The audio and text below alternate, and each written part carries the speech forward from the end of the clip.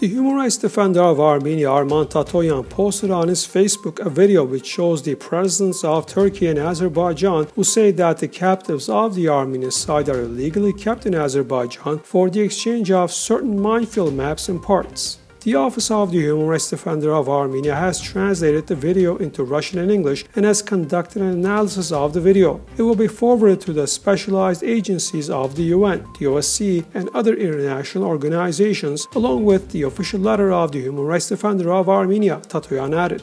Also, he shared on Facebook news that on Wednesday morning, 9 Azerbaijani soldiers stole a cow and a newborn calf from the shepherd of the pasture of a Gegarkunik province village. He noted that this theft has taken place in the Armenian sovereign territory and the Azerbaijani troops have come down from their positions that are illegally deployed in Armenia. Azerbaijan has even resorted to blackmail, demanding from Armenia the opening of the so-called Zangezur corridor in exchange for the Lachin corridor. The idea was voiced as a quote-unquote test bubble by Azerbaijani political scientist Eldar Namazov in an interview with the Azerbaijani media. The Lachin corridor connects Armenia and Artsakh, Nagorno-Karabakh, and Turkey and Azerbaijan are trying their best to create the so-called Zangezur corridor through Armenia's Sunik province. Namazov confirmed that the declaration signed recently by the presidents of Azerbaijan and Turkey in the occupied Armenian city of Shushi in Artsakh refers to the establishment of an Azerbaijani-Turkish military alliance. The deployment of a Turkish military unit in Aghdam has already been announced. Given that the Lachin corridor is currently under the responsibility of Russian peacekeepers, such quote-unquote corridor in exchange for corridor blackmail attempts are becoming even more sinister, apparently with the aim of provoking Russia to take drastic steps. The acting Minister of Defense of Armenia, Tatoyan, on Wednesday had a phone talk with the Russian Defense Minister Sergei Shoigu.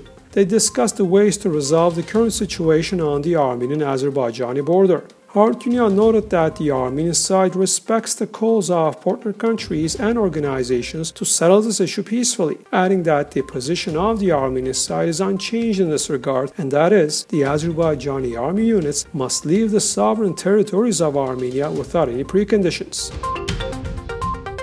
President of Russia Vladimir Putin and US President Joe Biden held talks Wednesday in Geneva, Switzerland. Overall, the talks lasted 4.5 hours, with break included. In the beginning, the talks were held in a narrow format, attended by Putin and Biden and the foreign ministers of both countries, followed by a wide-format meeting.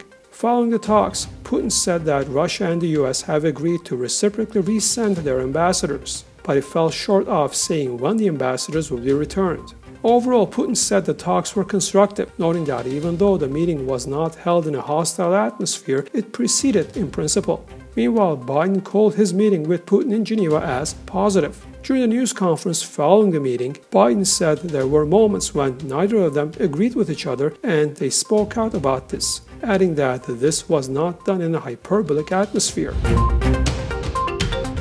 The seismological network of the Ministry of Emergency Situations of Armenia on Thursday recorded a magnitude 2.7 earthquake in the country.